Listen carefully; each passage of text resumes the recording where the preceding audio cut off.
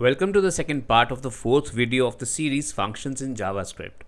I have left a link to this series in the description below.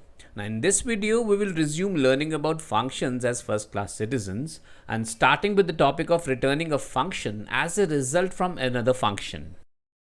I start with the basic implementation of returning a function from a function. And for this, I write a function called outer. Now within this function, as a part of its body, I write another function and I call it inner, which has one single console.log statement. And the return statement of the outer function returns a reference to this inner function. So when I execute the outer function, I collect its return value, which is a reference to the inner function in a variable. And now I can use this variable to execute the inner function. Now this is how I can return a function from a function. I share one more example. I add two variables in the code, one at the script level, I call it some string, and the second one in the outer function called message. Now I use these two variables in the console.log statement in the inner function.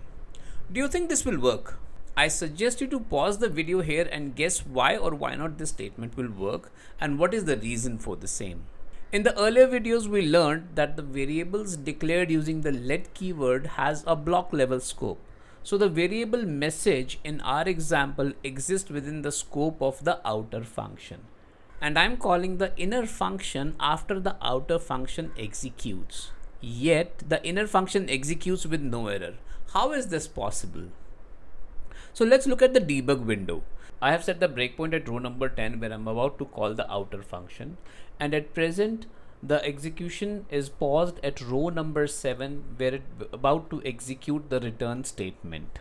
So whenever a function references any variable which is outside the function scope, JavaScript maintains an array of these scopes at the function level. In our example, it maintains one scope for the global variable SomeString, and the second one is for the variable message, and the last one is for the global context. Now this scope is based on using a variable in the code. If you comment the console.log statement of the inner function, the scope array will maintain only one entry for the global context. But the question that still needs an answer is, why do I need to return a function from a function and what benefit do I get out of it? The benefit is customizable functionality.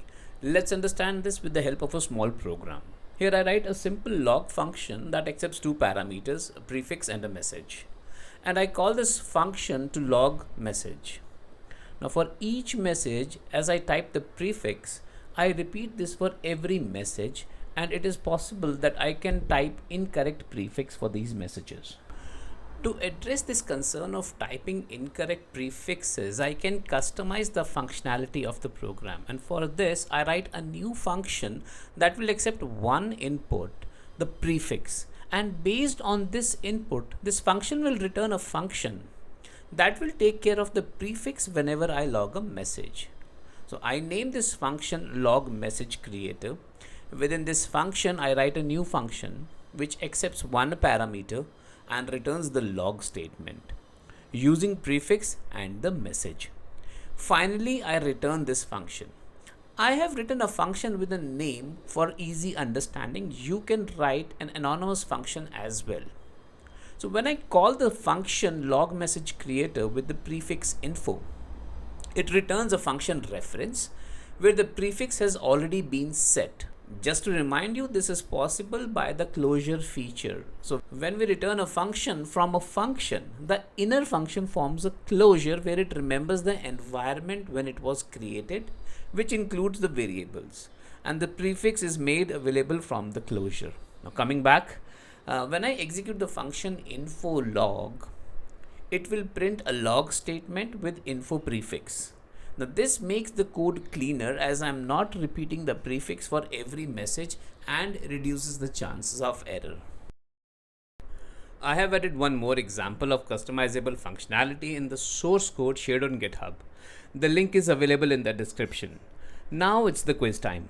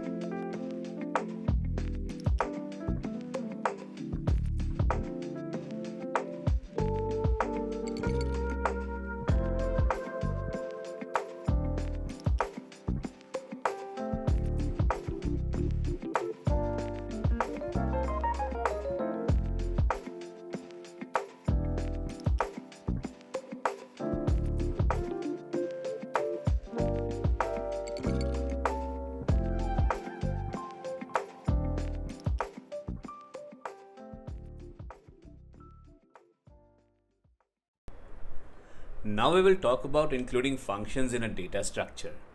Here too we will first see how we implement this concept, and then we will discuss the benefits this approach provides. Coming back to the Visual Studio Code, I'll write a few functions and store these functions in an array. I start with an add function which accepts two parameters and returns the sum of these two numbers. On the similar lines, I write a subtract function which is followed by multiply and divide. Now I define an array and I call it calculations and store the references of all these four functions in this array the way I add any other element in an array.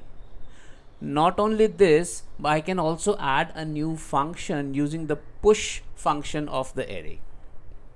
And when I display the content of this array, it shows all the function references as its elements. The benefit I get with this implementation here is dynamic functionality.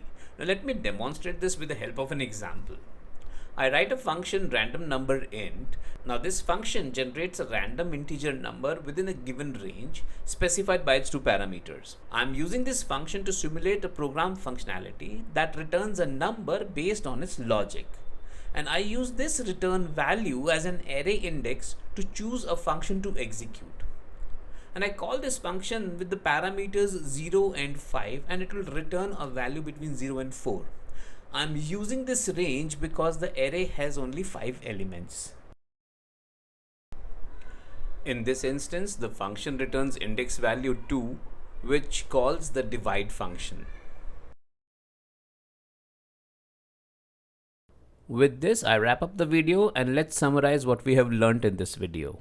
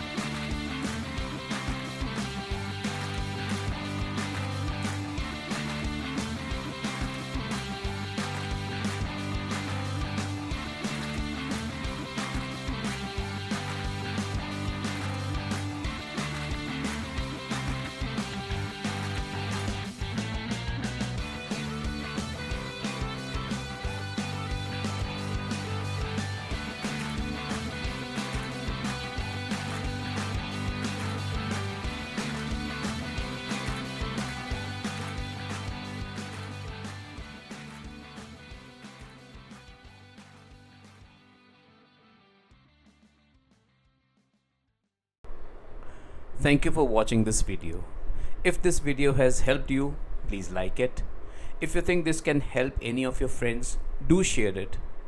And finally, do subscribe so that you don't miss any other videos in future. Thank you very much. Keep learning.